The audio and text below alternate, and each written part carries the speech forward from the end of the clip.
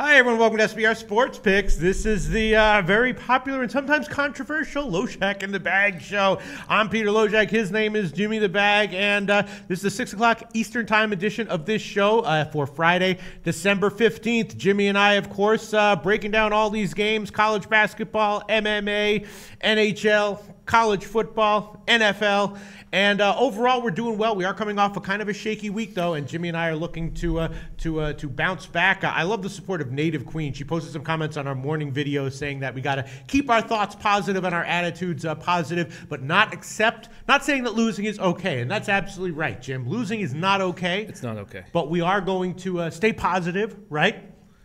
And my own story from last year in MLB, man, I was down 27 units in the middle of the season. And things turned around for me. Now, I do tend to get better in the second halves of all seasons, so I might take it a little bit more easy Larry, no, I don't need that for this one. No, not for the afternoon shows. Thanks, Larry. And I was down 11.5 units on Thursday night, and then you gave the inspirational talk. And you're fighting back, Jimmy the Bag. All right, so we got all of our commenters here. Let me just bring up the show here, and Jimmy and I will examine some of the line moves and add some college basketball picks, of course. Let me bring this in right now. I'm just pulling up running a little bit late here. We had some wacky issues in the office. All right, Jimmy the Bag. I guess let's start out with college basketball. What do you say? Let's do it. Let's start out with college basketball. It's a very small card again, but once again, similar to yesterday. Yesterday there were a couple bets that I thought I liked, and I gave them both as picks, and they both won. So now, hey, Larry, do you have the records up there that you can throw up? I can bring them up. You can? It'll It'll be be just a second. just a second. All right, I want to show everyone, especially the haters. If there are any haters watching right now, pay attention. This is going to be good. The college one. You got it? You got it? Throw that shit up there. Haters, pay attention, pay attention, pay attention. Haters, thank you very much. Thank you very much. Is that one up there? Is it up? Okay, haters, please take note. Up 23.7 units in college basketball, up double digits ROI. Thank you very much. Sit on that tonight and all weekend, haters. Thank you very much. College basketball. Now, usually when I do something like dickhead arrogant style like that, I have a losing day. But I got to put, look, I can't have too big of a losing day because there's not that many college basketball games today. And what, any comments coming in? Well, Ralph Jefferson says you guys look like you're ready to get paid. Yeah, I'm always ready to get paid. The question is anyone ready to pay us? That is the variable day by day and week by week. All right, Jim, college basketball. Yesterday I had two plays that I was liking a little bit. I gave them. One of them was a perfect example of why line shopping matters in the USC total. That one was 141.5, 141, and 140.5 at the time that I gave the pick. And of course, I took the over at 140.5. And it landed on 141. So these half points do matter in college basketball and in all sports, particularly in college basketball. We got 5 games on SBR odds right now. Should I start with one play that I made, Jim? Or yeah, let's do it. All right. I freaking took the under in the Denver-Stanford game. You know, it opened at 147. It's now down to 144.5 or 145. I got it at 145. Stanford, of course, has been banged up. They've also been they're off a long break, and they weren't playing so well before the break, so they're going to come in here. I think they're going to try to establish a kind of defensive intensity here. I did take a loss in Denver's last game against North Colorado. I took the under in that one. I think that was 140.5. It wound up going to 146. So this one again is a borderline play, just like all these lines in sports betting are close. But I'll take a shot with the under. I did bet it, and if I didn't give it, there'd be absolutely no reason to not make it official. So I'm going to take it. The Stanford game under 145 minus 108. That is the line right now at Pinnacle. It's 144.5 or 145 market wide. What do you think about that, Jim? I think it's an interesting spot. I don't know about Dejon Davis. So we're still waiting to see if he's playing tonight. He's questionable. He missed the Long Beach State game. 6'8" junior forward Reed Travis keeps getting better every year. Hold on one second. Can I make a comment? Yeah. Vladimir Larionov, who I think is a ghost of our hater, says, put up fake numbers and hope no one kept track. Laugh my ass off. Vladimir, no. The truth is, those are 100% real numbers, Vladimir. And if you want to, you can go back and spot check any of the records. All the records, unfortunately, Vladimir, Well, unfortunately for us, the NBA records are also accurate. But unfortunately, Vladimir, that NBA record is 100% accurate and auditable. If anyone wants to audit it, I have all the picks, and I can send them out, and you can spot check anything you want. Vladimir Larionov, you lose! Vladimir Larionov, you lose! Thanks for playing, and try once again. I feel sorry for Vladimir's cold, dark heart. You know, yes. Somebody heard Vladimir was probably a tout. Yes. He probably was buying Vladimir picks. said that those NBA college basketball numbers are fake and no one noticed, but the truth exists no matter what a hater says, and the truth is they are 100% accurate. Vladimir Larionov, once again in life, you lose. All right, let's go on. Let's move on. This is awesome. This is awesome. All right, okay. But yeah, back to the Stanford game. This team is strange. Like Reed Travis has been getting better every year, and it seems like the team around him keeps getting worse. This year he's averaging 21.7 points, 7.8 boards, playing 34.8 minutes a game, and he combines with 6'9" senior Michael Humphrey to do a lot of damage on the boards, and that's how Stanford will beat up on Denver. Humphrey averages 11.1 points and 8.6 boards. The problem with the Stanford team is they're just not getting enough from their guards, and that's why I say the Dejon Davis injury is key. They need more from Robert Cartwright. Isaac White is an exciting freshman guard, but he's not a distributor. It's too bad because those two bigs are good, and they have a tough time getting the ball in easy spots. But, man, this Denver team is bad, and I don't know what the hell happened in that game against North Colorado. I thought that Daniel Amigo was going to dominate the game. 16.8 boards, 8.1 boards, 16.8 points, 8.1 boards. And he got 8 points, 5 boards. And I don't know if he got hurt. He only had 3 fouls. Jake Pemberton shoots 51.4% from 3. He took 0 on Wednesday. So I like Stanford. And I wasn't sure how to handle it. The line moved up to 12.5, and then it came back down. Yeah, I actually saw 13 earlier in the day. Listen, I'm not going to give it as a pick, but my lean would agree with you. I also had a lean that agreed with you on Texas Southern yesterday, and that was incorrect. But my lean would agree with you. Denver, when they shut down, can easily get blown out by this number, even in a low-scoring game. And Stanford, when they're playing teams that they dominate, they have won by this number earlier this year. So we have seen that. I would definitely agree with you on that one. I'm not going to give it as a pick, and it is now at Bookmaker 11.5 minus 116. So it's headed back down. It's 12, 12.5, and Bookmaker has 11.5. So Luke Charleston says Denver's a fucking train wreck. Stanford is meh. Under looking good, Pete. Yeah. Dale 04 thinks I must sniff 4 lines before each show or drink 3 cups of coffee to talk that fast. No, absolutely. It can be natural. All right, so Jim, what do you want to do? Because I got a couple other bets that I want to lock in. I have some bets too. Brian Bosch says Stanford is to play bigger inside. I just don't know whether I should take the first half or the full game, and I don't want to double up on it. So I guess I'm going to take the full game. Okay, it is 12.5, 12, or a Bookmaker has 11.5 minus 116, so you can take that one if you want, Jim. Oh, thank you, I will. Okay, minus 11.5 minus 116, or there's 12s minus 110s around, and some 12.5. So the market's certainly uncertain there, and I'm just going to take the under. Although I would definitely agree with your lean there on Stanford. All right, what else do you have there, Jim? I got some exciting stuff. Okay. First off, I'm going to take South Dakota State on the money line, and I'm also going to take UC Davis on the money line. I'll get to South Dakota State first at Colorado. Colorado is not playing well. This team was 6-0 when 6'9" senior Tory Miller-Stewart was lost for the season with a foot injury. They've lost 3 of 4 since.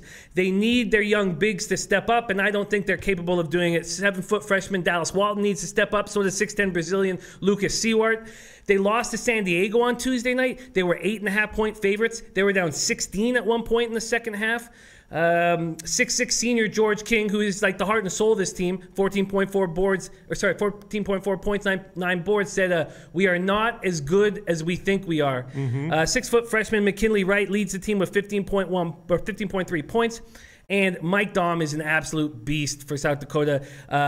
We will see him in the NBA one day. He's averaging 20 points, 7.5 boards, hitting 39% from 3. His mom is the leading scorer and rebounder in the history of Wyoming women's basketball. And without Tory Miller-Stewart, they have no one that can guard him. The Jackrabbits have a 9-man rotation. Everybody plays at least 15 minutes. I'm taking South Dakota State on the money line for a big score. South Dakota State on the money line. All right, let me just find out what the best money line is here for you. Let's see. Let me just. I'm at SBR odds right now, and I'm switching from point spreads to money lines. And SBR odds, of course, a very useful free tool to compare line shopping. Let's do some line shopping here for you. South Dakota State money line. Ooh, at Pinnacle plus 190. Okay, South Dak State money line. Plus 190. And yeah, that is at Pinnacle. Everyone else has about 180. 5 Dimes has 185. Jimmy the Bag taking South Dakota State at plus 190. Okay, yeah, they are a team that, can be very... They also have had some duds this year, but in general, obviously, an excellent team. And this is a game that I thought might be a good play on the over. It's actually gone down a little bit. When I handicapped it, it was 150 or 150 and a half. Now it's 149 and a half. The Greek has 148 and a half. UWager has 150. So clearly the Greek and Bet365 a lean to the under what the market has right now. I'd still be leaning over. What's your sense on the total, Jim, if any? My sense is that Colorado is a team that's bumbling and can't move the ball inside, can only hit from outside. I think their offense is struggling more and more. So my lean would be to the under. It would. Okay. And also maybe the South Dakota State team total over might be good. What do you think about that? What's the number at? I'm going to check it right now. The South Dakota State, well, it would be about, I can estimate right now. Let's see. So if it's 149 and 5, that would be 140. That would be like, like 77 or so. I think they can get to that. 72 or so. 72 or so. Yeah, I think they can get to that. As I said, losing Torrey Miller-Stewart was a huge deal for Colorado, and I don't see who can defend Dom. Yeah. All right, let me just check what the team total is there, and I might throw on the over anyway, just because Colorado has had some higher scoring games, and they might ramp it up a little bit. Let me just think about that. All right, now let's move on to let's see, what's another game? I handicapped the Dartmouth, Illinois, Chicago game. That one I would have a lean to the under and a slight lean to Dartmouth as well. I'm sure you did look into that game, Jim. What can you tell me about that one before I make my final decision on that? Well, Dartmouth led. So first off, I really like Illinois, Chicago in this game. Dartmouth, but that line has been going down, which is concerning. Dartmouth is led by 6'6", 195-pound freshman forward. Averages 12.9, 4.6 boards. They're tiny. They rank 334th in the nation with just 30.9 boards a game. They have 5 players in double figures, but they recently lost Gian Smith and his 10.3 points per game to a finger injury. He's out indefinitely. Their biggest rotation player, 6'9" sophomore Will Emery. He averages 3.7 boards in 20.4 minutes. They have a lot of problems, and Illinois, Chicago just has so much more length. They should be able to get every rebound, and there will be a lot of them because this Illinois-Chicago team can't shoot. They hit 41% of their field goals, 29% of their threes, but they have so much length. They're led by 6'7" sophomore Dikembe Dixon. He averages 12.6 points, 3.9 boards. Marcus Audie and Dominique Matthews are their guards. Both average over 10 points a game, but they have 6'9" Ty Odiasi. They have he's helped by 6'8", 235-pounder Clint Robinson, 6'8" Irishman Jordan Blount. They have guys who can play, can create matchup nightmares for weaker teams, and Dartmouth is a weaker team. So I am going to jump on it. Okay, so you're going to take Illinois, Chicago. See, I was thinking maybe a shot with Dartmouth here, just because, as you said, Illinois, Chicago is so bad. I will, it's a little bit borderline, but I will throw on the under on this one as well. It is 143.5 or 144 market wide. Let's see, UWager has 144, the Greek has 144, and Bookmaker has 144. So I'll take under 144 minus 110 on that one. And Jimmy the Bag, let me just go and check the sides here. You're going to take Illinois, Chicago, which I believe is 6. Let's see if there's any 5.5s we can find you. Nope, it's 6 everywhere. -6, minus 110 is the best we can give. -6, minus 110. Max has come in and said that Ferguson is not available. I just find the length here is going to completely control the game. I've had my best edges when I find teams that have length, even though they can't hit buckets. So I like your move on the under here, because this Illinois-Chicago team is one of the worst shooting teams I've seen. But they just have so much length. Brandon Cummings says Dartmouth is 7-15 straight up in their last 22 games. However, UIC is 1-5 straight up in their last 6. He would pass on this game, but he's got a small lean on one side. I like this. I like this. I like this spot with Illinois, Chicago. All right, so far, Jim has given Stanford minus 11.5, minus 116, South Dakota State money line plus 190, and Illinois, Chicago minus 6. And I've given the Stanford game under 145, minus 108, and the Illinois, Chicago game under 144. And my leans, I'm thinking about giving the Colorado game over. I'm thinking about giving the South Dakota State team total over at 72.5. And then we have two other games, UC Davis, San Francisco, and then Creighton, Maryland, Eastern Shore. Now, this one, if you just look at the past performances of these two teams, Creighton at minus 36 actually might be a good bet here. As a commenter already mentioned, they might win by 50. I would be leaning towards the over, but Maryland Eastern Shore is so anemic offensively that, I'm not sure that if Creighton puts up, 105, that will mean that the over is actually likely to go over, because that will mean that you're going to have to get, 50 points from Maryland Eastern Shore, and I'm not sure how likely that is. How long are Marcus Foster and Kyrie Thomas going to play? I went and researched some of the other games where Creighton has dominated the team. It helped because when they blew out North Dakota, they just lost to Gonzaga. So they had a reason to be angry. They blew them out by 43. Foster played 28 minutes and Thomas played 23, and they completely dominated that game. Now, North Dakota is better than Maryland Eastern Shore. You were right when you're talking about a team that can't score. They're 348th in the nation, averaging 57.9 points per game. They just lost by 53 to Virginia Tech. We know how bad Duquesne is, and Duquesne beat them by 25. This is a bad team. 6'8", 190-pound freshman Merwin Thomas leads the team with 11.3 points, 5.4 boards. They have one big and 6'10", 245-pound freshman Leandre Thomas, averages 3.7 points, 3.7 boards in 15 minutes. Guards Ahmad Frost and Logan McIntosh each average a little over 9 a game. They're bad, but I just find these games so tricky because I predict that Thomas and Foster will play about 22 minutes of this game. Yeah, here's some interesting stuff. Nick427PC says the Creighton first half line is minus 21, and Maryland Eastern Shore has not been down less than 22 at the half in any of their losses. I mean, Maryland Eastern Shore is a terrible, terrible friggin' team here. Wow. Nick427PC says, I think Creighton's going to beat them by 50. Yeah, I mean, I would be leaning Creighton here for sure. And as far as the total is concerned, I don't know, maybe take a shot with a Creighton team total over, which is going to be in the upper 90s, but here you go. Dan Kelly, the best website on the web for sports bettors. If you bet sports, you should be SBR Pro. Thank you so much, Dan Kelly. Yeah. All right. What else? I don't know. I guess for now I'm gonna pass on this one. I'm gonna think about it. Native Queen says Creighton team total over on the first half. Okay, not a lot of sites offer first half team total overs, but if that one exists, that might be a great play. King Rail says Creighton minus 20 first half. Already got it. Yeah, I mean, it's just that, like, I mean, if Creighton cares at all about winning this game by 20 points in the first half, they will. I'm assuming that they probably will, because they are coming off a loss, and they are coming off of a grinded out game, which, is something that, they're probably going to want to come back in here. What's so funny? Oh, no. What happened? One of your biggest fans. Oh, shit. Vai Nguyen. Oh, shit. I heard you. Oh, okay. Vai Nguyen might be a ghost then. Is Vai Nguyen some kind? Vai Nguyen is the poster who we don't know if it's a man or a woman, who asked if he / she could sit on my mustache about a week ago, and I said no fucking way. Oh, I know if it's a man or a woman. Oh, Vai Nguyen says, I heard you missed me. I want to pet your stash and then sit on it. Okay, Vi, listen. I love homosexuals. I have a lot of friends who are homosexual, but if you're a dude, it's just not gonna happen, bro. It's just not going to happen, bro. So just get it out of your mind. If you're abroad, we can talk, though. You know what I'm saying? I know what you're saying, but if you're abroad, you know if it's a broad or a dude? I would if I was going to cap it. Yeah. Oh, it's minus 800 that it's a dude. Oh no, damn. All right, listen. I appreciate your being a fan of the show, Vai Nguyen, but if you're a dude, just not going to happen, bro. Put it out of your mind. All right, let's get back to some college basketball handicapping. Okay, back to college handicapping. I want UC Davis on the money line. Now, San Francisco looked pretty good against Eastern Washington. They were dominating them in the first half, and then Eastern Washington made that late run. We've talked a lot about the San Francisco team because we loved Sully Baum, Jimbo Lowe, Frankie Ferrari. But this UC Davis is fresh off of last year's run to the NCAA tournament. They're 7-2 with their only 2 losses coming on the road against tougher competition than San Francisco.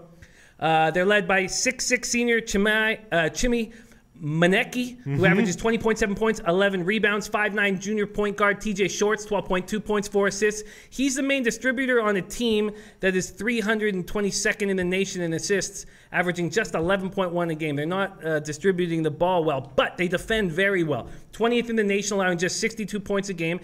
They have no size, so they get killed on the glass. It's amazing. They must be great defending the perimeter because they're 323rd in rebounds. 6'8", 225-pounder junior A.J. John, 5.8 points, 3 boards. And then this Dons team is very small, too. Now, they have a 7-footer who barely plays and a 6'11" sophomore who barely plays. But the guys who do play, they're small. And now they have one difference in their last game. The 6'9", 232-pound junior Matt McCarthy, who just averages 6 points a game, went off. And this was a game against Eastern Washington. And I thought that was their problem, is they had no bigs playing. And he went for 17 points and 7 boards in 24 minutes. But I like UC Davis. I'm going to take him to win outright. Because if I get either South Dakota State to win outright or UC Davis to win outright, I win money. If I take them both to cover and one does and one doesn't, I lose money. I was leaning UC Davis plus the points anyway. It did open at 5. It's now down to 3.5 or 4. Let me see what the money line is there, and I might join you on that one, but I'm going to take the spread. If I take it, let's see, UC Davis money line. Oh, not bad. Not bad. UWager actually has the best money line at plus 160. So Jim's going to take UC Davis on the money line, plus 160. Pinnacle has 155, and I would not disagree with that, Jimmy the Bag. UWager plus 160. Thanks for offering that one. Let me go back to the point spreads. I would also have a small lean to the over on this one. I can understand why the line is as low as it is. It's expected to be a low-scoring game because of the matchup here, but I'm thinking that it might be a little bit too low. They're cutting it a little bit too close here. Bookmaker still has 130 minus 119, and I will take the over on this one at 130 minus 119. San Francisco over 130 minus 119. Pinnacle has 130.5. Other places have 131, and I will take the bookmaker line over 130 minus 119. And as far as the spread is concerned, I would agree with you on UC Davis, and I'm just going to have to think about this for a second. UC Davis plus 4, and maybe even on the first half. Tell me again why you like UC Davis over here, because tell me your reasons why again. Sure. They defend very well. Yeah. And the players... So you don't like the over then? What is the number at? Well, 130 minus 119. See, Maxwell Smart really wants to talk about the total in this game.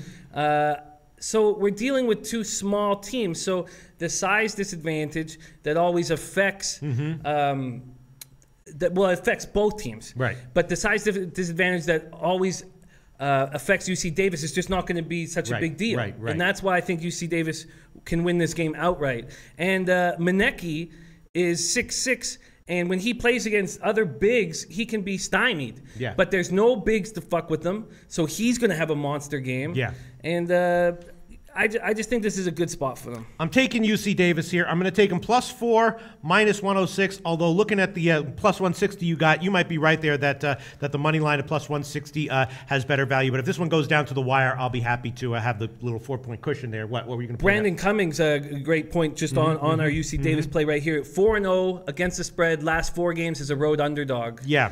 All right, I'm going to take you. That's how I was feeling anyway. It was a pretty strong lean, borderline play for me. I'm going to throw that one on there. UC Davis plus 4, minus 106, and that is the line at Pinnacle. And I'm also going to look at the first half here. UC Davis is 1.5 or 2. Why not UC Davis on the first half as well?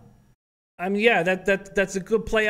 I was trying to figure out how to handle both of these games, and I spent a lot of time thinking what was the best move, and I decided to take both these dogs on the money line. All right, I'm doubling up as well. I'm going to take UC Davis on the first half, which is 1.5 or 2 market wide. Best line would be plus 2 minus 108 at Pinnacle. So I'm taking the over on this one, 130 minus 119, and I'm taking UC Davis first half plus 2 minus 108 and plus 4 minus 106. And as far as the Maryland Creighton, what other comments? Our man Robbie says, because we're talking about the total so much, that both UCD and SF both average 70-plus points a game. So he's moving. He thinks the over is a good play. I'm on the over. I'm not sure I want to double up on it, although the first half is very, very low. Wow, 61.5. That's what tempting. Max says. Max is taking the over 61.5. All right, I'm taking that as well. I'm doubling up on that one and the full game as well. First half over 61.5 at minus 110. I'm doubling up on it. If I eat a couple of losses, I'll still be way up in college basketball, haters. Yeah, that's right. Even if I eat a couple of losses on this one, way up in college basketball. Yeah, that's right. Yeah, we lost old Larionov, man. Larionov bounced. And actually, that was my joke. My joke what I was going to say was that, oh, should I make my joke now to the hater, or do people not want to hear it? Because I have an offer to the hater. Why don't we wait till he hates again? Okay, why don't we wait till he hates again? When he hates again, it'll be fresh and perfect. But I mean, what if he never comes back and never hates? Oh, it's he gonna will. happen. He will. It'll be a different name, and he'll be back. Don't worry. We're all he's got. He will live to hate again. All right, so Jim's taking UC Davis money line plus 160. Can't disagree with that. I'm taking UC Davis first half plus 2 and the full game plus 4 and the first half over 61.5 and the full game over 130 minus 119 at Bookmaker. As far as the Maryland Eastern Shore Creighton game is concerned, if I'm going to take this one, I'm going to take the first half over, and that would be at 74.5 or 75, and I will take that one. I'll just go on this game one way, although you could make a great case for taking Creighton first half, Creighton minus the points on the full game, and the full game over. I'm just going to stick with the first half over here. If Creighton doesn't cover the first half spread, then there's no way this total goes over. So I'm assuming that they're going to cover the first half spread, but I'm going to take the first half over 74.5 minus 110, Maryland Eastern Shore, and hopefully this will not be just like the recent Northwestern Chicago State game where Northwestern got 80% of the points to get it over, and Chicago State couldn't even contribute their little 15% to get it over. Is that the play then? Is that simply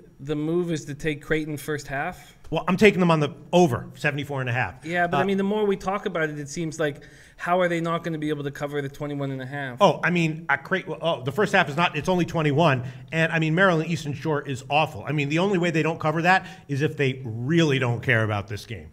Like if they come in and they go up 14-2 after the first 5 minutes, and then at that point they really, really don't care, and they put in the friggin' water boy and the friggin' Yeah, I hate these giant spreads, but it just seems like the Creighton first half is the play. Yes, I agree. I don't disagree with that one, Jim. Okay, well, I'm going to take it. You are? Yeah. Okay, all right. Jim's going to take Creighton first half minus 21 minus 110, and that is the only reason that it's a little bit iffy play is because it is a big spread, you know what I mean? And who knows in the first half if they go way up and they start really not caring, but Maryland's Eastern Shore is we're playing fucking Creighton, let's scrap, and they get a backdoor cover on the first half or something. I mean that's the way that a play like that wouldn't win. If I was coaching Creighton, I would let them play the first half. Right. And then I would in the second half I would maybe play them 5 minutes. Especially since they're off a loss, and especially since they're working on their their clamp down game and their transition game, so they're going to see this one as sort of an exhibition game, and in the first half they might try to just make sure that they're running smoothly offensively in whatever their up-tempo offensive schemes are. So Native Queen says it's money, Jim, and because it starts now or later, I'll have no time sending it in after the show. Right, so right. All right, so you're going to take it? I'm going to All right, take Creighton it. first half minus 21. I might throw that one on myself, but I'm going to throw the first half over there, 71.5 minus 110. So I've added that one on there, and then the South Dakota State Colorado game. You know what? I think I will throw on the my leans to the overs and maybe the South Dakota State team total over, just because if I didn't, again, look, I picked it, I bet it, and if I don't take it, then it would just be for no reason other than the line moved against me. So I will take that one. I will throw that one on there as well. The Colorado game over 148.5 minus 110. Again, it is all over the place. 149, 149.5, or 148.5. Even UWager has 150, but Bet365 and the Greek both have 148.5 minus 110. So I'm going to take that one right now. And let me just look at the first halves. Maybe I will think about, the first half is 70.5 or 71, and I don't really want to double up on this one. So I'm just going to take the first half on this one, on the over, and that's about it. Jimmy the Bag, anything else that you want to throw on here? No, I've got a move on every game now, and I don't want to double up on any game, so I feel pretty comfortable where I stand. Yeah, I took the Illinois-Chicago under, and I'm also looking at the first half under maybe at 68. UWager has 68 minus 105 on the first half under, and I'm thinking that might be a decent play as well. No reason not to double up. Let me just think about that for a minute. But yeah, all right, so to review, all of our college basketball plays so far, Jimmy has taken Stanford minus 11.5, minus 116, South Dakota State State money line plus 190, UC Davis money line plus 160, Illinois Chicago -6, and Creighton first half -21 -110. And I have given Colorado over 148.5, the Stanford game under 145, the Illinois Chicago game under 144, the Creighton game first half over 74.5, the San Francisco game first half over 61.5, and the full game over 130 -119. And I've also given UC Davis first half +2 and the full game at +4 -106. And picks that I'm thinking about giving would be the South Dakota State team total over at 72.5. Also thinking about giving the Creighton first half -21 line, and also thinking about taking the first half unders in the Illinois Chicago Dartmouth games and the Denver Stanford game. Both of those would be at 68. And yeah, both of those have, although the Stanford one gone down a little bit, the Illinois Chicago game went up a little bit. But all right, Jimmy the Bag. Wow, Elio Rodriguez is going to be at Gulfstream tomorrow. Mark Lawrence is there every Saturday. Every Saturday, Elio. You should check him out. It'll probably be pretty easy to find. They're not that busy these days, and he's a legend in the handicapping game. So find him and say what up. And he was here for IFBC. Tell him that you're on. You follow SBR and talk some sports with him. It'll be really worth your while. Everyone liking the Creighton first half game. Yeah, and it's totally. This is one of those games that's really all a matter of motivation. You know what I mean? If you paid each Creighton player $1,000 to win this first half by 21, they'll win it by 40. You know what I mean? So it's like they easily could do that. All right, some I like here. it. Yeah. Okay, I'm just scanning for some comments here. And then we will move on. Let's see. Then we will move on. Okay. Let's see some comments here. DP13 says Stanford hasn't covered a double-digit spread in the last 3 games, but Denver is pretty bad. Tough call, man. I followed that Denver game very closely with Northern Colorado, and they were god awful. And my whole idea about Amigo dominating the game, he played 17 minutes. The whole thing was so confusing, and they were terrible. I don't see how Stanford doesn't smash them. Yeah. When they fade, they are really, really bad. Okay, let's see. And yes, Haywood, you blow me 6969 says over 130 is cash, Pete. Okay, I hope so. I mean the total is low for a reason, so we'll see what happens. But hopefully I won't get burned. All right, we can come back to we can revisit the college basketball moves at the end of this show. But for now, let's move on. The next on the agenda, I believe, is NHL. Right? What did I put in the yes? We're going to move on to an NHL. All right, here we go. NHL, Jimmy the Bag. Let's see what. Let me move back to. Move to money line so I can look at the money line movements that we've seen in the NHL. Detroit continues to be bet up a little bit. It's still -110 at the Greek, but now it's up to 115 at Pinnacle, 120 at U-Wager. The San Jose line hasn't moved that much, although it hasn't moved back down the other way. Interestingly, the Buffalo game has not moved up. I was thinking about taking it at +150 in the morning, and now it's down to 147 at Pinnacle. So a little bit of money coming back on Buffalo. And interestingly, the New Jersey line, where I thought maybe they'd be a decent underdog, is actually Dallas is taking more money, right? In the morning, I think New Jersey was 135 or something like that. Now they're up to +140 at Pinnacle. And interestingly, the LA Kings line has not moved. There's still a slight underdog to the Rangers. What do you have to say about the NHL betting card as of 6:30 Eastern time, Jim? I was surprised the San Jose line didn't move more when it just seemed so blatantly obvious to me. The Detroit spot, I mean, they've been playing good hockey, and just they've been, like Sederberg said, finding ways to lose. So I think this Toronto team, without Austin Matthews, is very susceptible, and I expect Detroit to get the job done. The Buffalo spot, I think Buffalo has a lot of value there. I just keep getting burnt. I am on that the over 5.5. How's that line move? Which one? Buffalo, Carolina. Buffalo, Carolina on the over. Yeah, what did you take it at? You took it at 123. That's moved a little bit in your favor. It has. It's now down to a +115 at Pinnacle. That would be the best line if you took it now. So moving slightly in your favor, a small move in your favor. Yeah.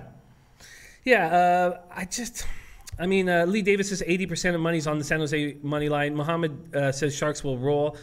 I just see this as being now. So when the Predators played the Canucks, I saw this as being too easy, and they won 7-1. And now the Sharks aren't as good as the Predators, but this is too easy to me. And in hockey, it's different than basketball where these guys don't get up to as much. Like you can when it looks too easy, it is more of the time than an NBA. And I just think this is a gift spot. Now, the Kings-Rangers game is a tricky spot. I'm happy that I'm staying away from it. Zibanejad is close to coming back, though. I read today that he'll only miss 2 more games. But this is a tricky spot. And it's Gabourik's 1,000th game. They're going to do a ceremony for him. I don't know if that will change things or touch things. Mohammed Joma says Buffalo and Carolina is a stone-cold under. Yes, I mean, that's what the line is saying, and I don't agree with that line. I think Johnson's an absolutely terrible goaltender, and he's got all this pressure on him to succeed once every 6 or 7 games. That's very difficult. I find the Stars-Devils game a tricky spot as well. Both teams dealing with injuries, and Kincaid in goal, and I'm happy that I'm not on those 2 games. All right. So, and one thing that's concerning to me is that I did take the under in the LA Rangers game, and I got it at 5.5 minus 120, and that has not moved further towards the under. In fact, it's moved the other way. Pinnacle now has under 5.5 minus 110. So there's a market move against me. That's very concerning, Jim. I took a little bit of a favorite line on the under there, and now it's moved a little bit towards the over. That's not a great sign, Jim. Wow. It's not. Yeah. It's not a great sign.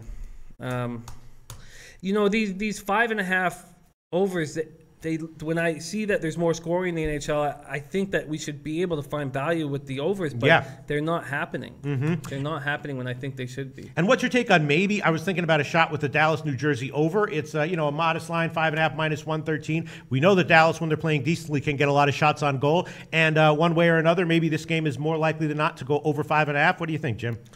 I think I do. I like that. I like that. Now, we're dealing with Radulov likely being out tonight for the Stars. And then, of course, we have the Taylor Hall injury for the Devils.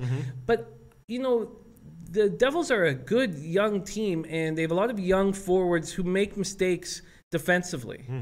And the Stars have Ben and Seguin. Now, that if that power play was still even in the top 10, like it's just falling apart. If that Stars power play was still rolling, I would hammer the over with you.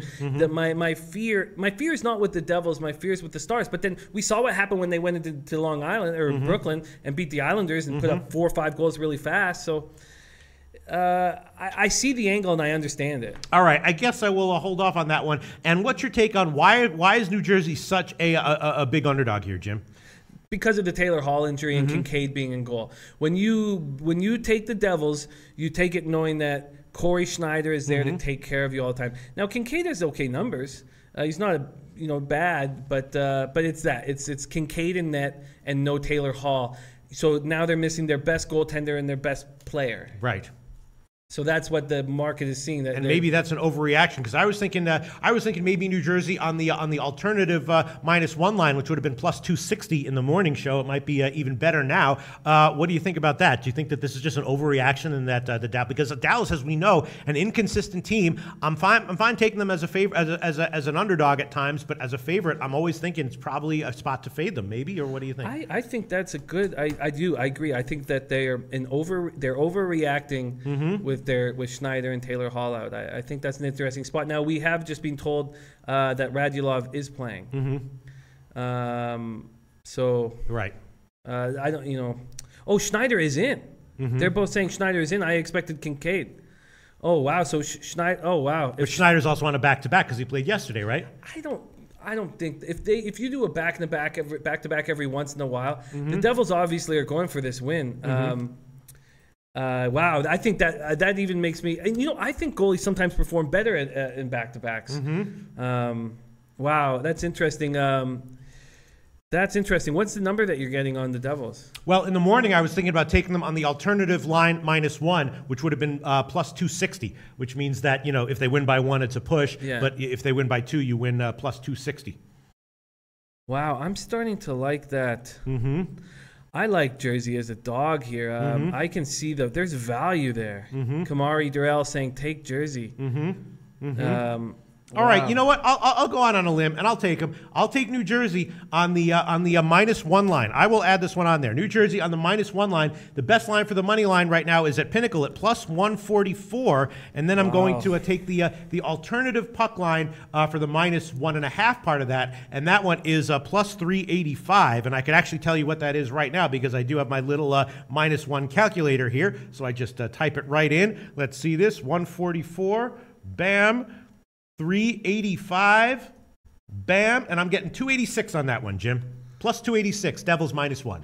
All right, I just did it. That's an official pick. Well, Dom Ricci's come in, our boy from Long Island. He says, I'm on Devils and the over. Okay. All right, so I'm taking it. I took the Devils -1. Again, the money line part, +144, and the reverse, the alternative puck line part, +385 is at Pinnacle, and that comes out to a -1 line of +286. I've got my little -1 calculator here in my Excel spreadsheet, and that's an official pick for me, Jimmy the Bag. I'm on it. You want it too? What do you want? I want Devils on the money line. On the money line. Okay, so that's just the money line then. So +144.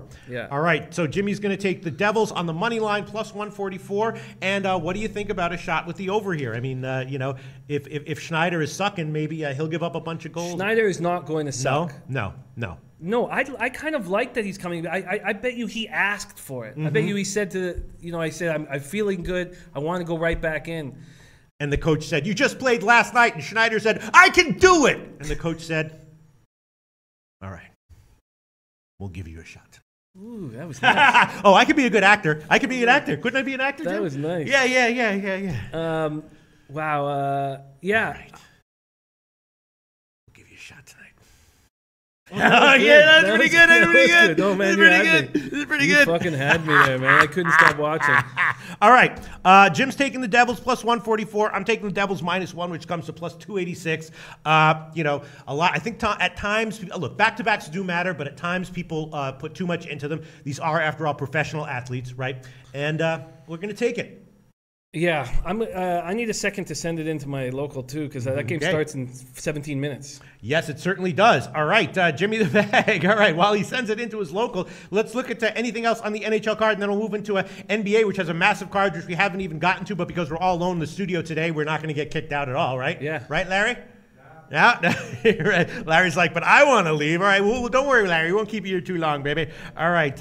And then the San Jose-Vancouver game, Toronto-Detroit, Carolina-Buffalo. Yeah, I guess I should probably join you on the Detroit game, but I don't know about that one. And I guess we can move on. You want to move on to NBA? All right, let's move on to NBA. A massive card here. Let me just remember what basketball picks, what NBA picks Jim and I gave here in the NBA, which, again, I'm looking for a bounce back. I'm now down. I did take Brooklyn on the first quarter, +4, -101, which is the Pinnacle opener, and +7 on the first half, -103. I took the under on that one at 218.5, which I believe has now moved against me. The under is now, it's 218 at Pinnacle, 219 at Heritage, so it's back and forth on that one. I also took the under in the Clippers-Washington game, which is 209, has not moved at all on that one. Detroit-Indiana, I took that one at 208.5. That one has taken a move down. It's now down to 207.5 or 207, so a small market move in favor of my pick there on Indiana, which I believe you went on as well on the under. Oh yeah, and with the talking Pistons-Pacers. Excuse me, sorry. Yeah. So Avery Bradley's out of the lineup.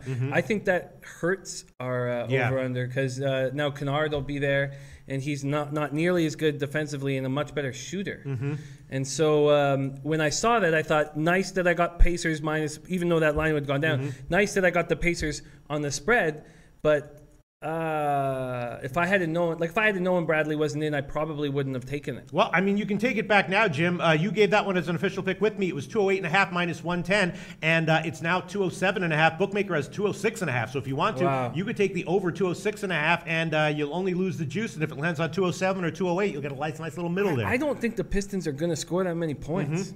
I really don't. So you still like the under, just not nearly as much as before? Yeah. Okay, so you're going to stick with it then. Yeah. And then the OKC Philly total has been going all over the place. When I first handicapped the game, it was 214 or 214.5, and I liked that one. Then we took it at 212.5 in the morning show, and after that it went down to like 211.5 or 211, and now it's gone back up. That's a bad sign, Jim. It's now up to 213.5 or 214. Bookmakers at 214.5. Intertops at 214. So late money coming in on the over in OKC Philly. That makes me nervous, Jim.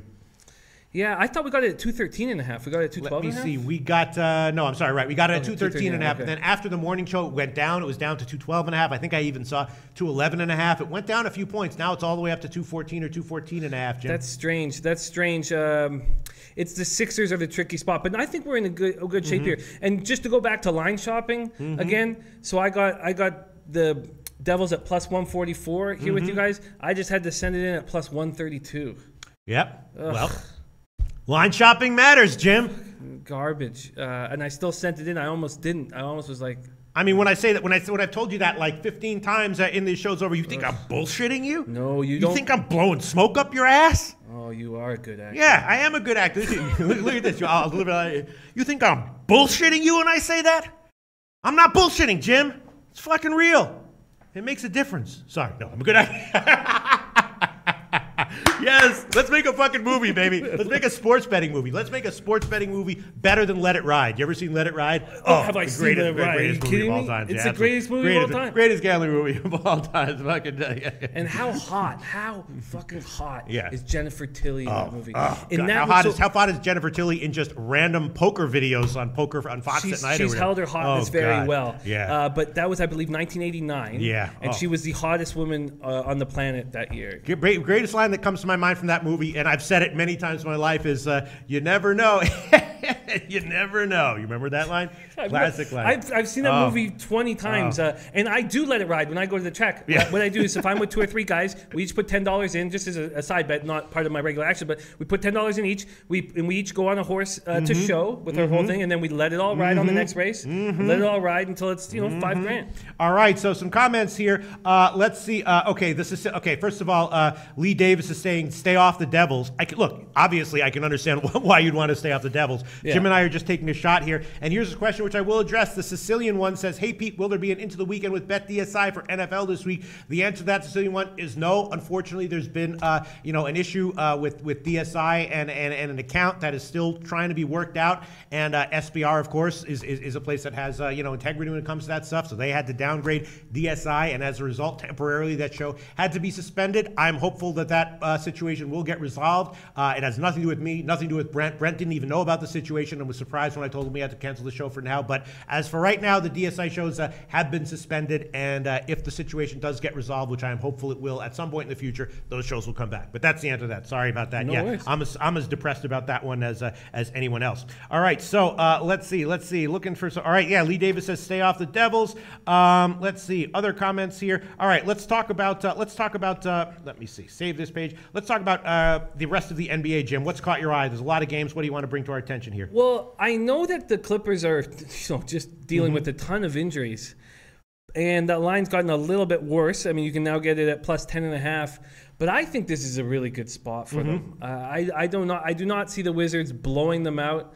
I see the under. How's the under moved, actually? I haven't followed that. Let's see. The under on that Clippers-Washington game, no movement at all. We got it at 209, and it's still right where it was. 209, some 208.5s, and no movement at all on that one. I like the Clippers spot. I like it a lot. The one game, okay, so the 2 games I was talking about that I wanted to figure out whether I was going to make a move with was the Jazz, taking the Jazz against the Celtics, and the second one was taking the Pelicans. And I still am kind of betwixt and in between and don't really know what to do. I don't know how Jokic is going to play, but I know that they desperately need him to play some minutes against these 2 bigs that are just so dominant. But I kind of like the Pelicans here. I kind of want to make a move on them. And I've been holding back. What's your feeling on that game? That game I actually did not have a chance to look into because I was doing some other stuff today, so I just decided to pass on that one. I gave all my picks in the NBA, and actually on my leans that I was considering, I actually gave them all the leans the only lean that I didn't give that is officially in my leans category right now is the Bulls team total over 98.5, which I'm not even sure where that is right now, or what that would be right now. But I was thinking about that one. I understand that some people are saying that the Bulls and Milwaukee game will probably be a little bit more defense-oriented, and that line has, in fact, come back down. In the morning, remember, it was all the way up to what was like 206.5 or 207 or something like that, and that line has now crashed. It's now down to 205 or 204.5, so clearly late money coming in on the under. I don't like to see that, and I would be thinking about, I guess I'm going to hold off on the Bulls team total over there. What do you think about the Bulls team total over there, Jim? Yeah, I mean, in the morning, we broke that game down, and It was at 98, right? 98 and a half. It was 99 at Pinnacle, 98 and a half no, sorry, 99 at Heritage, 98 and a half at Pinnacle, and it is now 98 at Heritage. So, obviously the line is headed down. Yeah, and then the Bulls, you still get them at 8.5. That line hasn't changed at all.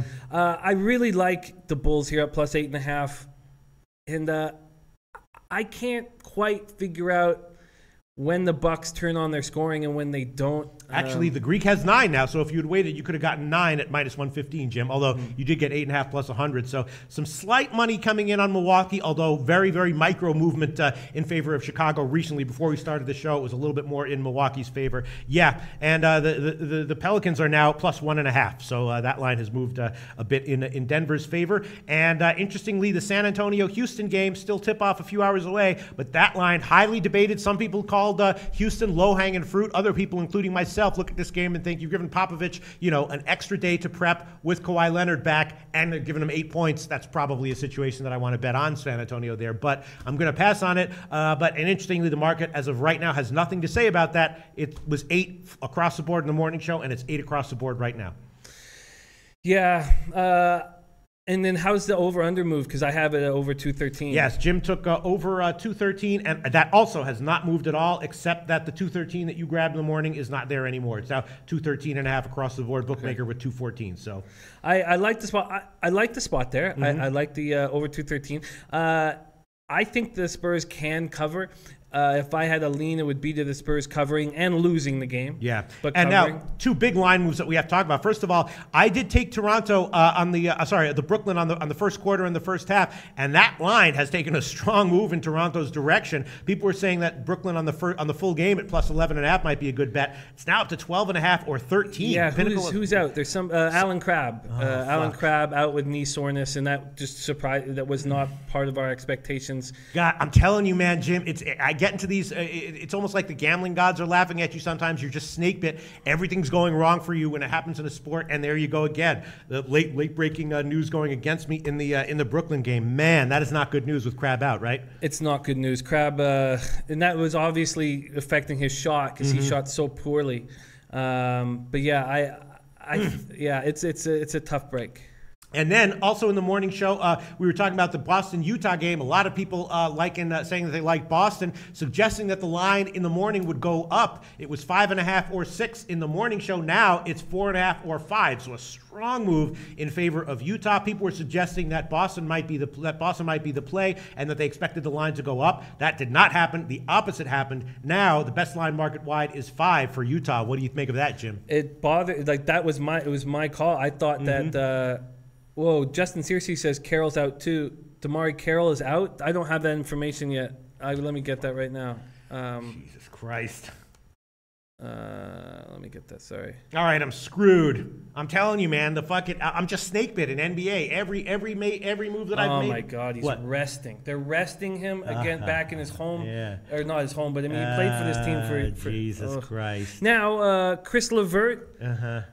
He's going to have to. Chris LeVert can score. I mean, but losing DeMar Carroll too. I mean, you're going to have Joe Harris in there. Oh God, I'm telling you, man, I'm snake bit. I should have known that shit when I saw that I took the first half on Portland a few days ago, first quarter on Portland a few days ago. They lost by a mile and then won outright as an underdog. I should have knew that when I seen that Memphis. I took them on the first quarter and they lost that one by a mile and wound up covering the full game. Wow. Oh man. All right, it happens. It happens. All right, so I'm going to stick with my plays. Brooklyn first quarter plus 4. I could take them back here, but I'm not going to do that. So, all right, there you go. All right, let's get to some comments that might be interesting here. Okay, yeah, Carroll out. Again, Tomarino Tomor says Boston has a system, and they are much better at home when the young bench plays better. Utah isn't in good form, so Tomarino Tomor still liking Boston and obviously disagreeing with the pretty solid, strong market movement in favor of Utah. Justin Searcy says, I told y'all Friday NBA is weird. Yes, Pedro Barbosa says the Nets are completely broken here. All right, we will see. Let's see. I'm looking for other comments here. McGogster likes the Raps first half play. Let's see. Elio Rodriguez still liking Nets first half beat. Okay, we'll see how it turns out. Let's see. Looking for other comments. Billy Jolly saying, why would you do that, Pete? Why would I do what? I don't understand what he was talking about. Why would I do what? Let's see. Other comments here. Wow, Corey G's trying to find out what the line move, why the line move in the Celtics is going in the direction it is. I mean, that could be just big sharp action, you know. Yeah. Oh, Dan Kelly says, you know you're sharp when a local pays you and says, sorry, buddy, I can't take your action anymore. Yeah, absolutely. If you really are sharp, that's when you want to try to maybe get your action on some of the big sharp books, especially Pinnacle, who do regularly pay out sharp winners for various risk management reasons. So nice. You know, that's whenever you get limited or booted from a place, like when people get booted from 5 Dimes or a rec book, it's like half congratulations, half, oh, that sucks, you know, because it means that you can't play at these books anymore that you were able to beat. But on the other hand, it's a very clear business sign, indication that you have an actual edge, which is of course cause for congratulations. All right. I think I'm going to take the Raptors on the first half line. Really? Okay. Yeah, I think that just makes sense today with both these guys out, with Toronto's first game back at home. I was thinking about taking the first quarter, but it's 4 points, and I feel more comfortable with 7.5. Oh, Jaylen Brown is out tonight. Michael Espy just came in. That's why the Celtics line's moving the way it is. Okay, there you go. There you go. Wow, interesting. Interesting stuff here, and thank you so much to all these commenters who are so knowledgeable and doing all this research and finding out the answers that we all need to know. You know what I'm saying here? Yeah, no, you guys are. This is wonderful. It was so helpful, and Billy Jolly took Raptors first quarter. I get it. That makes sense to me. I finally got back to so close to being in the black in NBA. I just okay, I'm going to do it, and I've got half an hour to send it in to my local, so I don't need to panic. I'm going to take the Raptors on the first half, just the first half. You know what? I'm going to take them on both the first quarter and the first half. Here, Sal Nigro says, can we get a pic of Jennifer Tilly up on the wall next to Loshak? We should do that, man. We should put some pictures of like some gambling movies on the wall. And well, she's great too because she is a gambler. Yeah. Well, she's perfect. She's a great poker player. I bet you I could get her to guest on this show, Jimmy the Bag, or to call in. I bet you I can do it. Oh, I would respect I'd call her up. I'd send her a pic. She'd be like, who is this? I'd be like, my name is Peter Loshak, and I have a show on SBR network called Loshak in the Bag. And she'd be like, I never heard of it. And I'll say, that's okay. I want you to come on as a guest of the show. And I think she will. I'll be able to make that happen. Make it happen. All right, so what are you going to take here, Jim? Okay. Now, my NBA is, I finally got back, and I can't afford to lose twice on this, but I'm going to double it. Wow, okay. I'm going to take the first quarter and the first half. Oh, no way. You're going head-to-head against me on the first quarter and the first half. All right, so you want both of them, Toronto. Yeah. Okay, so let's see. Toronto, first half. Now, there's a slight chance you realize that both of us could lose. Unbelievable. I hope that is not what winds up happening here. There are no 7s available, so we can give you 7.5 minus 110. You want that one, Jim? Yes. All right, Toronto, first half minus 7.5, minus 106. First half minus 7.5, minus 106. And then let's go to the first quarter. Let's find you the best line here. That's 4 or 4.5, so we can give you minus 4, minus 106. You want that one? Minus 4, minus 106. And they're all coming in now saying Jaylen Brown is playing. So I don't know what that first information was about. So, okay, minus 4, minus 106. I can't believe that Damari Carroll is not playing against his ex-team. I mean, it happens, you know. All right, so you want those, right, Jim? They're official picks. Sure. Okay, so Jim just added in the NBA first quarter, minus 4, minus 106, and first half, minus 7.5, minus 106 for Toronto. Jimmy the Bag, what a big college basketball, big NBA card. Anything else you want to add or comment on here? No, I mean, I'm concerned about that game in Denver, and my lean is Pelicans, but I'm not going to make it. I just doubled up on this Raptors game. And that's become a big situation for me. I like the Jazz. I thought I could get 6.5 or something with the Jazz, and I'm not going to take them at 4.5 or even 5. You can't even get them at, well, actually, the Greek still has 5 minus 110, but a clear, strong move in favor of Boston. But Tomarino Tomor still, I'm sorry, in favor of Utah, but Tomarino Tomor still liking Boston, saying that they are just a good system, and when the young players on the bench come in, they still roll. Utah's not in a good spot. So Tomarino Tomor strongly it'll be interesting to see how this game turns out. Tomarino Tomor strongly disagreeing with the strong line move in favor of Utah market wide here very clearly. All right, so is that it? Let's just quickly get to some comments if there's anything that needs to be addressed. Then let's wrap this shit up, Jim. Let's review all the picks that we've added in the afternoon show, and then okay, let's see. Jesse Daly says Raptors will be energized to be back home. I have my concerns in the second half. John Openiano says trust in Kyrie. DK says Boston is looking like a good play. Tom Marino says the Jazz have been horrible straight up and against the spread on the road. Tom Marino not wavering at all. Really liking Boston and not fazed at all by that market movement. I love people like that. I love people who make their handicapping decisions, and when the market line moves against them, doesn't faze them one bit. I'm not like that. I get phased. I get thrown. Tomor doesn't give a shit. Nope. Still commenting here on how much he likes Boston this game. Very, very nicely done. Tomor. Elio Rodriguez says, great job. Best information on the net. Thank you so much, Elio Rodriguez. And all you guys help us out with this, of course. McGodster says, I'm on first quarter and first half. Trailblazers. Jeff the Chef says, you guys need theme music. Yes, we do. That would be awesome. Oh, Sal Nigro says, don't forget MMA, Pete. All right, yes. Let's move on to MMA for now. Okay, Jim? Sure. We can come back. All right, let's move on to MMA. UFC on Fox 26 is the event that's coming up this weekend. Let me just refresh my memory who's in that one. And it is, I gave just one pick on this one with when I previewed this one with Andreas Hale, and it is the main event, the Lawler fight, over 2.5 rounds. And I did see someone hold on one second, let me just pull it up. I did see someone in the last MMA segment that I did say, that's a horrible bet, Pete. Now that was, I think it was during when we were talking about MMA, so I'm not sure. Did you see that comment, Jim? Yeah. Do you think he was talking about my pick on the Lawler and RDA fight? Because that was, he didn't specify what the horrible pick was, and as we know, I had about 5 or 6 horrible picks in yesterday's show overall. So I don't know, but I did give the over 2.5 in the Lawler RDA fight, and Andreas Hale agreed with that one. I did bet it at -135, and I wanted to give it at -135, and then when I did the show with Andreas, the line had moved to 155, so I made that one the pick. Obviously, RDA can get knocked out. Obviously, Lawler can get subbed, and if the fight goes to the mat, RDA is going to have a big advantage there. But Lawler's last fight went the distance with Cerrone. There's a lot on the line for both of these guys, and I think they will be at least just a little bit cautious here. I could easily see like a late finish, 4th round or 5th round. I could also be totally wrong, but that was the one bet that I did give officially and made on the UFC on Fox 26 card. Andreas Hale gave a pick on all of the fights on the main card, and he took a bunch of underdogs, some interesting opinions, which I can't say I disagree with.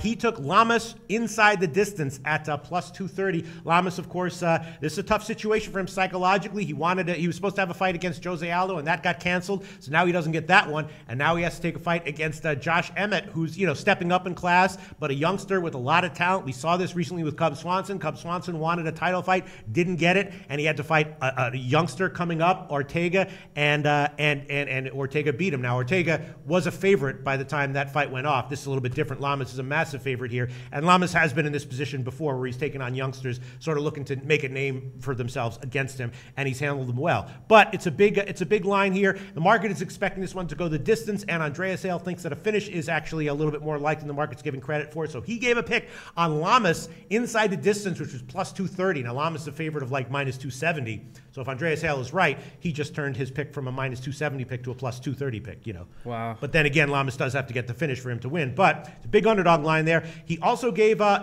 Perry inside the distance, also at about +235. This one is obviously two guys who love to get finishes, and the market is expecting a finish. The market actually expects a 75% chance of this one not going the distance. The fight not going the distance was like -285. And Perry was an underdog at the time we shot it of +165. Obviously, Ponzinibbio is great. Don't like betting against him. But Perry also, a little undisciplined, but a lot of talent, very dangerous. And we both agreed that Perry was probably getting a little bit disrespected at +165. And then, expecting this one to also have a finish. Andreas Hale gave Perry at +235 inside the distance, which also I don't disagree with, but didn't quite like enough to give it as a pick. I just don't really want to fade Ponzinibbio there. Just a pass for me. And then Andreas Hale, this is a pick that I actually do slightly disagree with, gave Glover Teixeira as an underdog, a +145 to beat Misha Cirkunov Cirkunov, and of course Cirkunov, a very highly hyped light heavyweight until he got knocked out in the first 30 seconds in his last fight. And obviously that's weighing heavily on the odds here. If he had won that fight, even in a lackluster fashion, he probably would have been minus 200 or higher in this one. But instead, it's just minus 165. And I was thinking that Cirkunov might get a finish here, and that Cirkunov inside the distance at plus 140 might be a good play, but I didn't want to give it at plus 140. If it was up, closer to plus 200, I might have made it an official pick. Teixeira's a gatekeeper, and the question is, does Cirkunov have the talent to get it done against him? My sense is yes. This kind of reminds me of Darren Till's last fight. Remember when he was in a sort of a similar situation, except he wasn't coming off a loss, but he was taking a step up in class, and he got past the gatekeeper very easily. Cirkunov, how much will that early knockout affect him? I don't know. Obviously, Teixeira could knock him out as well. So, we don't know how these youngsters will respond to getting brutally knocked out in their last fights. And this is not an easy spot for Cirkunov, but I definitely wouldn't be taking Teixeira here. Andreas Hale, though, gave a very reasonable opinion for why Teixeira was getting undervalued. So,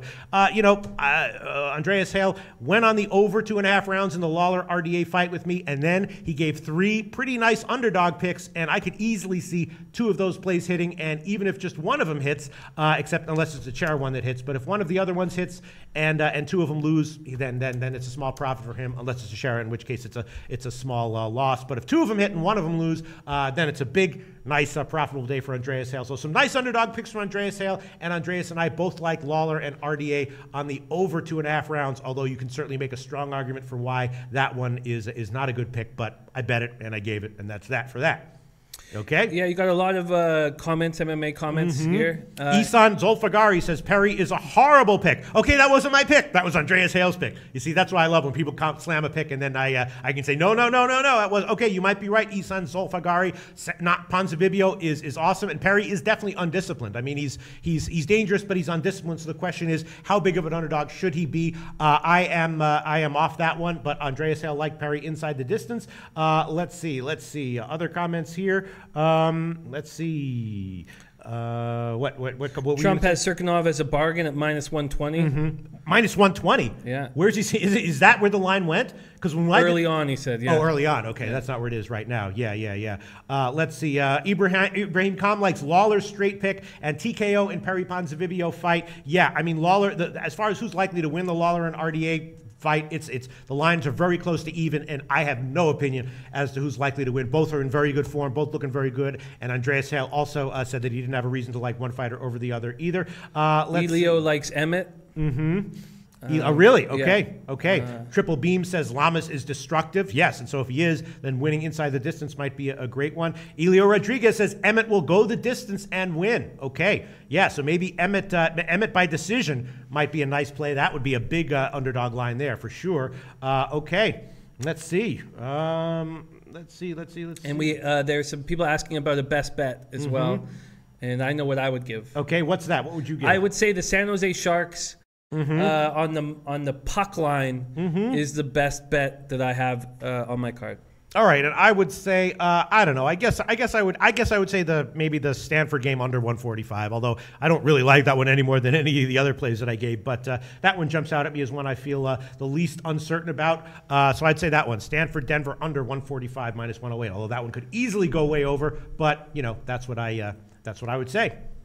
All right, should we wrap this shit up, Jim? Let's wrap this shit up. All right, let's wrap. There's some other comments coming in here on that. Let's see. Ibrahim Khan says RDA does not have the frame or footwork to compare with Lawler. Remember, RDA has not been tested yet in the welterweight division. Yes, but RDA is looking a lot better at welterweight, and Lawler, he's awesome, but he's getting up there in age. He has a lot of ring wear. That last fight against Cerrone was a tough one. It went, the distance and everything. So yes, RDA is not a perfect fighter. The question is at what point. I don't think Lawler is about to go into an age-related skills decline, a steep one yet, but it's a tough matchup here, and I wouldn't necessarily disagree with you liking Lawler, but I'm just not going to play it. I like to see MMA plays that I'm really feeling confident about, and I really don't want to take either one of those, and I certainly wouldn't bet it. But great insights, Ibrahim Khan, for sure. Let's see, and JD3 says Perry fight not to go the distance is a good wager for a parlay. Yes, it is a huge money line there, minus 285. So if you want to throw of that in parlays to boost up your earnings there.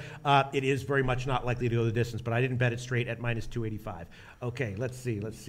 All right. Yeah, okay. That's about it. I think we can, Aspiritolate says, I appreciate all the time you guys put in. Thanks so much, Aspiritolate. Christopher Moniz says, Serkinov had a shitty gym in Etobicoke. He's in big trouble. Okay.